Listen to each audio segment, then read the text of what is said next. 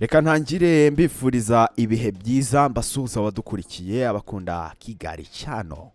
Mbifurize ibihe byiza aho muri hirya no hino. Abari mu Rwanda mbifurize kugubwa neza, abari hanze y'imipaka y'u Rwanda mbasuhuze cyane.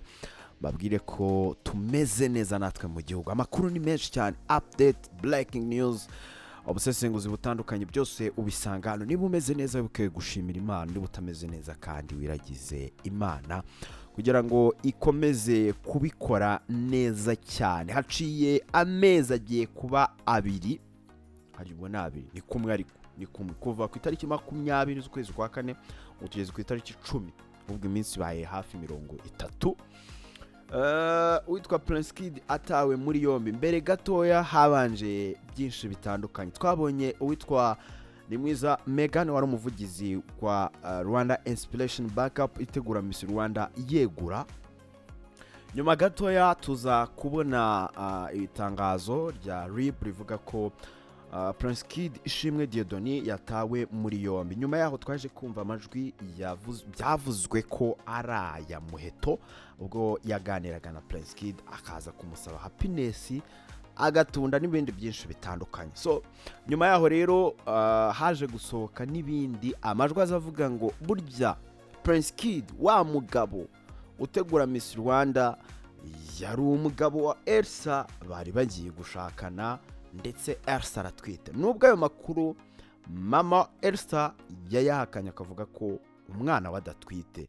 So nyuma yaho gato rero hahise hakurikiraho byinshi bitandukanye batari ko ntabwo yari umugabo wa Elsa gusa, ahubwo yari umugabo wa Megan, Liliane ndetse na Elsa. Ubwo bivuga ko ari aba Miss 2017, 2018 na 2019 bose yari umugabo wabo. Amajwi ajya hanze. Nubwo ayo majwi aho yavuye atizewe 100% kuko nyiruko yavuga cyangwa nyiruko kuvuga ayo makuru atagaragajwe. So nyuma haje bindi byinshi bitandukanye, gusa ku munsi w'ejo nibwo twabonye statement yari bivuga yuko yataye muri yombi Miss Iradukunda Elsa. Urumva ni nyampinga w'u Rwanda umwaka wa 2017 yatawe muri yombi akurikiranweho impapuro mpimbano ndetse no kwica iperereza.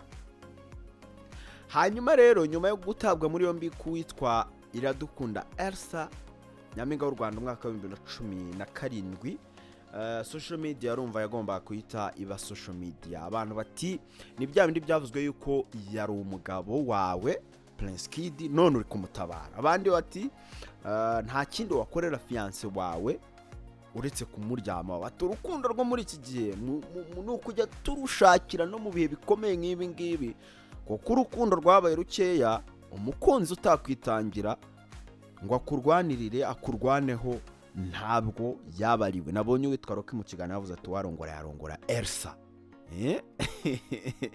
So rero nyuma yaho haje gukurikira abandi batandukanye. Uwitwa noteri wasinye ku rwandiko ngiye kubanza kugusomera n'inzandiko uwitwa ngo Elsa yagiye asinyisha aba Miss bose, ababwira ati muvuge yuko mushinjura umuvandimwe Prince Kid, dore ese ubundi wowe uzajya imbere uvuge yuko koko yabanje kugusaba ruswa.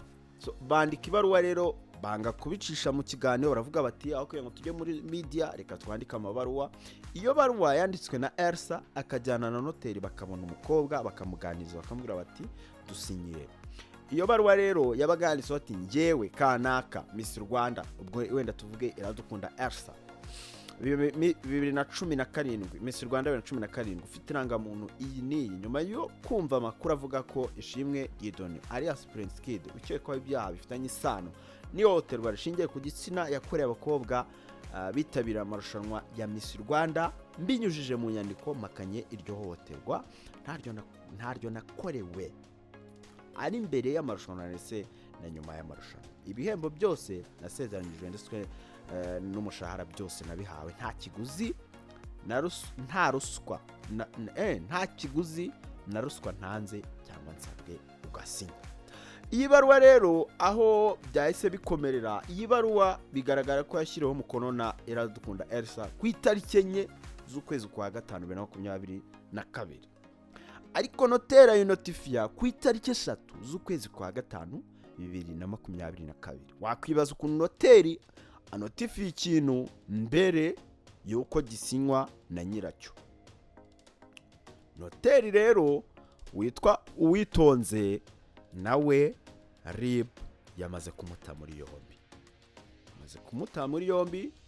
Uyu mugore yatawe muri yombi rero kuri uyu wa mbere, nawe afungiye kuri sitasiyo ya Remera.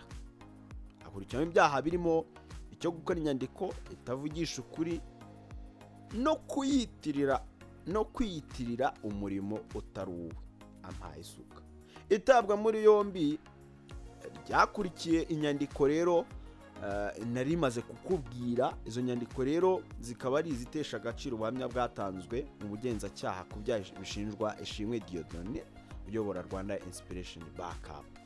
Siwe gusa kuko hari n'inyandiko ngiye kugusomera y'uwitwa Nshuti Divine Muheto, nayo yagiye hanze.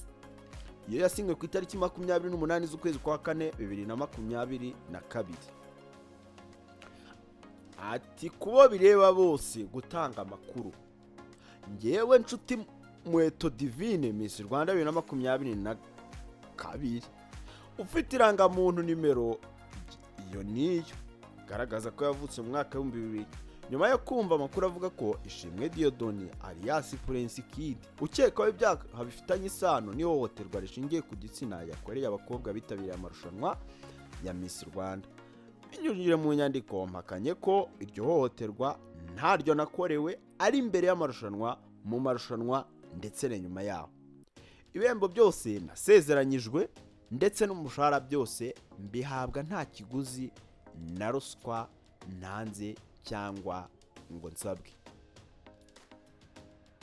Uri kubyumva? Ese uyu mukobwa ibihembo yahawe n'ibiru? Nta iko umushahara ntawe arahabwa, imodoka ntawe arahabwa. Umuntu ahita yibaza ati Nshuti Divine Muheto wahawe ibihe bihembo? Kwisaga ishobora kuza nawe kumushyiramo.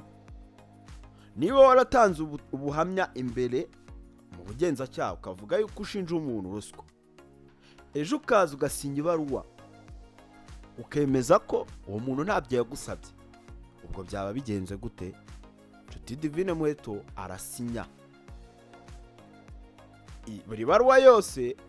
Noteri yayinotifiyeraga 2600 y'u Rwanda. Uwitonze Nasiri yamaze gutabwa muri yombi. Abashobora gukurikiraho benshi harimo ba Nyampinga bose bujuje aya mabaruwa, bakagira byinshi basobanura. Nubwo ku cyumweru ubwo Elsa yahamagarwaga n'aba Nyampinga bose barahamagawe bitaba RIB, birangira bavuze bati we turagusigarana abandi ni bataye. Naho bigeze ubwo n'abandi bose bashobora kuza gukurikirana turaza kwibabwira. Gusa ibaruwa y'uwitwa Nshuti Divine Muheto ye yamaze kujya hanze. Niba hari n'izindi zigiye zihari ubwo nazo tuzagenda tubabwira ukuntu bigiye bimeze. Imana ibarinde. Ubwo ni saga ya Miss Rwanda tukiza tubabwiraho byinshi bitandukanye. Nshuti Divine Muheto birashoboka agomba kugira ibyo asobanura cyane kuko ibaruwa we yamaze kujya hanze. Ubwo ibaruwa ya Elsa yagiye hanze, we arafunze ari kuri RIB ya Remera, kuri sitasiyo ya Remera. Na ya Divine yagiye hanze nawe agomba guhamagazwa akabazwa byinshi bitandukanye. Imana ibarinde. Ni Kigali Channel tuza duca impaka nk'ibisanzwe.